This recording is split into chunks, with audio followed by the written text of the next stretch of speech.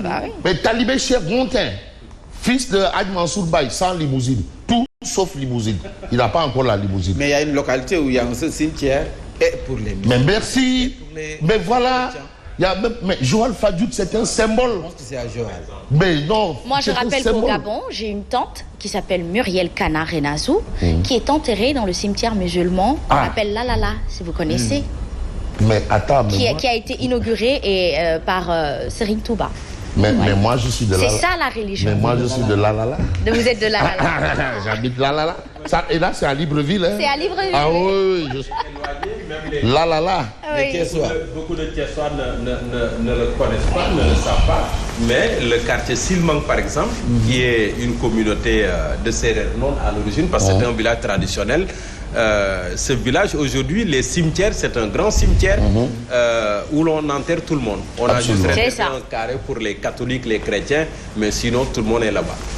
Voilà. De toutes les façons, c'est moins connu même des Thiessois. Il n'y a qu'un seul Dieu. Il n'y a qu'un seul Dieu. Voilà. Et sur le sujet, Tribune Quotidien met les pieds dans le plat. Parce que, quoi qu'on dise aussi, vivre, philosopher, c'est bien. Vivre d'abord, philosopher après. Hein? Primum vivere deinde philosophari. Vous savez, vous avez une matinale, vous avez du Wolof, du latin, du de l'anglais, du français. Non, ham. Bon, flamber des prix, c'est la réalité. Il ne faudrait pas qu'on se cache. Réalité palpable. De toutes les façons, vous allez chez le détaillant. On vous dit kilo de soble, c'est 300. Il te dit, tu dis kilo de soble, 600. Il dit, mais et le prix là? Il dit, ah ben 600. Mais Fabre, tangal mante sax yokuna. Billah, mint, ça, mint. Mais nen, ñetti den 100 francs, amatul. Worey Sarr, député à l'Assemblée nationale, qui a dit, légui amatul. Pour Yaboy, 100 francs. 1000 francs. 1000 francs. Tout ce qui coûtait 100 francs, c'est les fini. boutiquiers ont maintenant l'habitude de majorer de 25 francs. Mais ton fouki de il paraît que amatul. Ton. Amatul. Fouki de ton. Bon. Fouki de ton fouki de ton. Bon. Flamber des prix. Pâques et Korité trouble le sommeil de Gorgorlou. Monsieur le Président, voilà la vérité. Maintenant, si en Conseil des ministres, on vous dit autre chose, parce qu'il nous regarde, hein, et il nous suit aussi. Il nous regarde et il nous suit. Voilà la réalité. Pâques et Korité trouble le sommeil de Gorgorlou. Le prix de la viande de bœuf, de mouton et de porc n'échappe pas à la hausse. Bravo Tribune. Au moins Tribune se porte. Anne de Gessem matinal. Tribune porte ce matin le dialogue islamo-chrétien. Oui. Anne de Gessem matinal. Voilà. Balo Diachab, Sidia Diaye. Voilà. Pâques et Korité trouble le sommeil de Gorgorlou. Le prix de la viande de bœuf, de mouton et de porc n'échappe pas à la hausse. Les enfants, évitez de prononcer le C. Il ne se prononce pas. Il est muet. Voilà. La pénurie de sucre compromet le ngala. Je ne veux pas contredire une information de Tribune. Mais je n'ai même pas cette prétention. Non. Il ne faut pas me faire dire. Non. Tribune a raison. Tribune a raison, c'est ça. Ce que Tribune écrit, c'est la Bible, c'est le Coran. Voilà, c'est ça. Non, c'est que parfois, j'aime porter les boubous des Nyom Sidia et Balo Diachab. Voilà la situation. Bon, d'accord, on va maintenant voir la situation qui intéresse peut-être ceux qui ont déjà le ventre plein. Parce que le ventre plein n'a point l'oreille. Fabrice, waxal ci sous-titre benen bi. Ban la ci. Le ngala. Mais si, la pénurie compromet le ngala. Mais voilà. Ouais, mais Charles, mi ngi ci dëkk bi. Mais Simon, nag ñu bañ a jox suñu paan rek. Non. Donc ngalax du am. Le dialogue islamo-chrétien via le ngalax n'aura plus lieu à cause de la cherté de la vie. D'accord. Faites juste donc, sur ce point, les tenants actuels du poids ont échoué. Ils doivent partir parce que. Fabrice, on va limiter la distribution à la matinale. Non, Amoul. Parce que Amoul. Après, on ferme la liste. C'est-à-dire, c'est une demande sociale. C'est une demande sociale. Non, c'est bon, il faut... Non, nous sommes les porte-voix. Parce qu'il y a des gens qui sont là-bas à Meleké.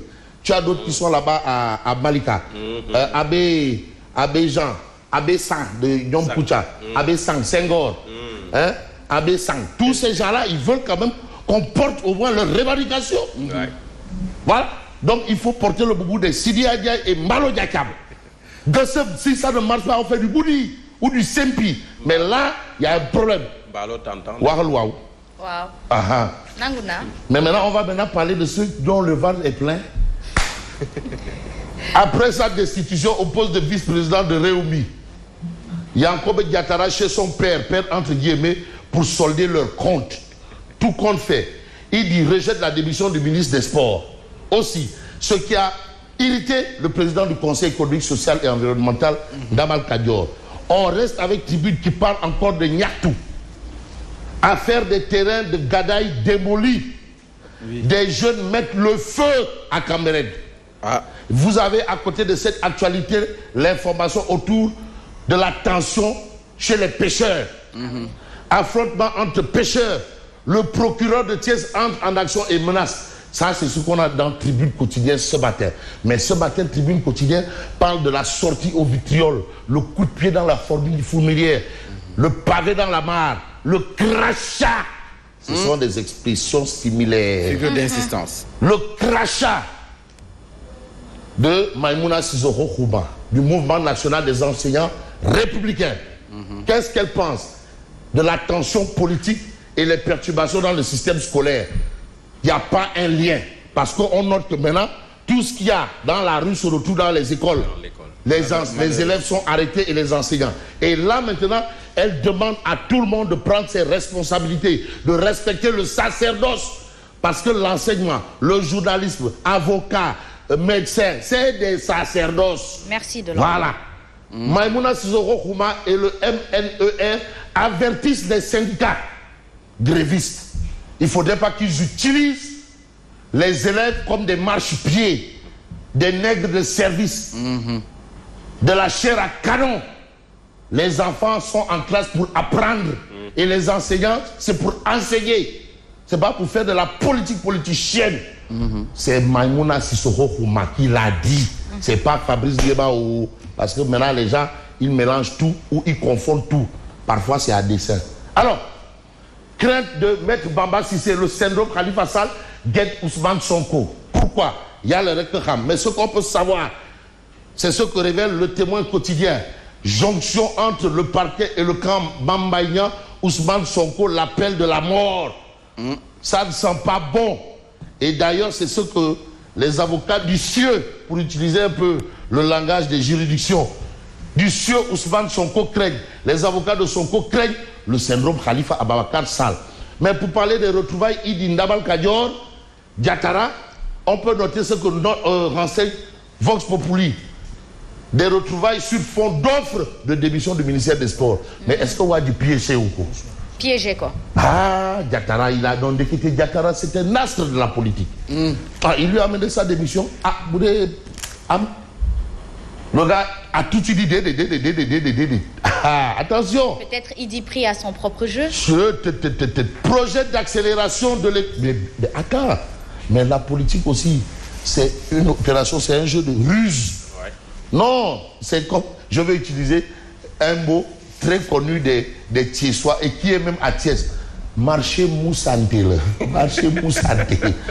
La politique là, marché Moussanté. Marché Moussanté.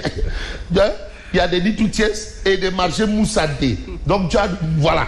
Alors vous avez quoi? Projet d'accélération de l'économie numérique. La Banque mondiale octroie 91 milliards de francs CFA au Sénégal. Apparemment depuis l'avènement de Moustapha Ba au ministère des Finances, mais il y a beaucoup de conquêtes au plan Khalis. Khalis, ça fait même Samba Mayad. Non, relations internationales. Non, le ministre des Affaires étrangères, c'est son domaine.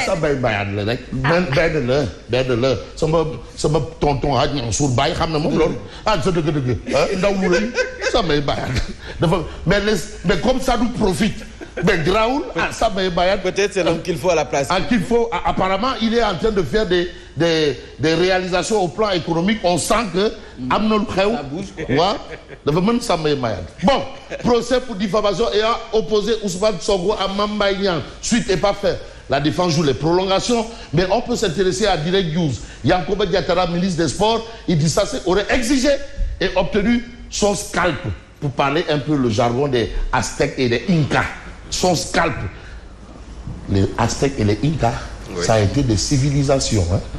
Ah oui, comme la civilisation égyptienne. Oui. Attention. Alors, vous avez Wolf Quotidien, jeu d'échecs Idimaki, qui va pousser le dernier pion? Le Joker Diatara. C'est-à-dire, il y a Diatara, il faut jouer bien le jeu. Est-ce que Diatara n'est pas dans un truc de combine beurré avec Maki? À son instant. Ah oui, ça peut être le cheval de Troie. Diatara. Parce que Diatara, c'est un élément important. Simon a déjà évoqué un peu l'importance de Diatara dans l'avènement du parti Réumi.